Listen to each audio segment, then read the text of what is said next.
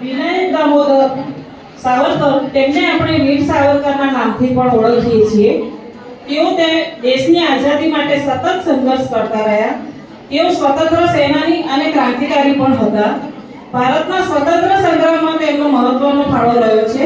તો આવો આપણે શ્વેતા રાખોલિયા દ્વારા આપણે તેમને માણીએ અને જાણીએ. શ્વેતા રાખોલિયા એક શબ્દ ન હતો, તે મારો ધર્મ હતો, મારી આરાધના હતી અને મારા જીવનનું એકમાત્ર ધ્યેય હતું.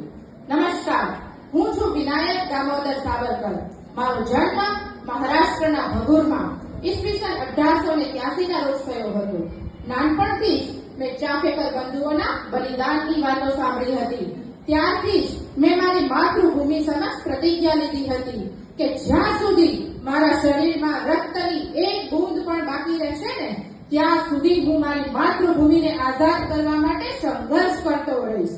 શાળાના દિવસોથી જ મેં યુવાનોને એકત્ર કરવાનું શરૂ કર્યું અને અમે સૌએ સંકલ્પ લીધો કે જીવીશું તો ભારતની આઝાદી માટે અને જરૂર પડશે ને તો હસતા હસતા મરીશું પણ માતૃભૂમિ માટે. મેં અભિનવ ભારત નામની ગુપ્ત ક્રાંતિકારી સંસ્થાની સ્થાપના કરી કે જેની અંદર અમે યુવાનોમાં દેશ પ્રેમ જગાવતા હતા અને અંગ્રેજ સરકાર વિરુદ્ધ ક્રાંતિની જ્વાળા પ્રગટાવતા હતા. ઈસવીસન 1905માં મેં વિદેશી કપડાની જાહેર હોળી પ્રગટાવી. આ હોળીની જે જ્વાળા હતી ને, એ ભારતની ગુલામી સળગવાની શરૂઆત હતી. ત્યારબાદ કાયદાના વધુ અભ્યાસ અર્થે હું વિલાયત ગયો. ત્યાં શ્યામજી કૃષ્ણ વર્મા દ્વારા આયોજિત ઇન્ડિયા હાઉસમાં જોડાયો, જ્યાં મદનલાલ ધીંગરા, મેડમ કામા જેવા ક્રાંતિકારીઓ સાથે મારી મુલાકાત થઈ અને અમે ત્યાં પણ એક જ સ્વપ્ન સેવતા, ભારત માતાની આઝાદી.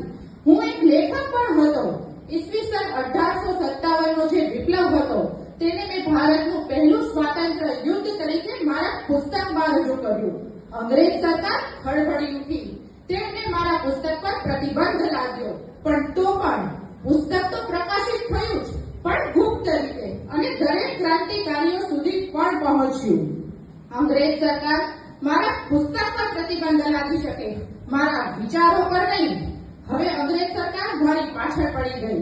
તેઓએ મને જહાજમાં બેસાડી ભારત મોકલવા માટે બેસાડી દીધો. પરંતુ હું શાંત ના રહ્યો. મેં ફ્રાન્સના માર્સેલ્સ બંદર પર મોતની છલાંગ લગાવી અને સમગ્ર દુનિયાએ તેની નોંધ લીધી.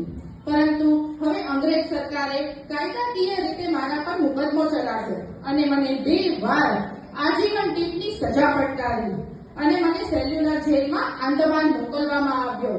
કાળા પાણીની સજા. આ શબ્દ સાંભળતા જ ભલભલા ધ્રુજી ઉઠતા હતા. શું લાગે છે હું ડરી ગયો? નહીં. અંગ્રેજ સરકારે મારું મનોબળ તોડવા માટે પૂરા પ્રયત્નો કર્યા. તેઓએ મને અંધારી કોટડીમાં પૂરી રાખ્યો, વજનદાર સાંકળોથી બાંધી રાખ્યો અને ઘાણીમાં મને પશુની જેમ જોડવામાં આવતો હતો. અંગ્રેજ સરકાર એવું સમજતી હતી કે જેલમાં પૂરી દીધો એટલે સાવરકરનો અંત. પરંતુ નહીં. ના તો મારું મનોબળ તૂટ્યું કે ના મારી માતૃભૂમિ માટેની પ્રેરણા. માટે જો હું માનું છું કે એક દિવસ તો આ બેડીઓ જરૂર તૂટશે, આ અંધકાર ખતમ થશે અને મારી માતૃભૂમિ આઝાદ થશે. રાષ્ટ્ર માટે જે બલિદાન આપે છે ને, તે તો ઇતિહાસમાં અમર થઈ જાય છે અને એટલા માટે જ મેં મારું સમગ્ર જીવન મારી ભારત માતાના ચરણોમાં અર્પણ કરી દીધું. જય હિન્દ.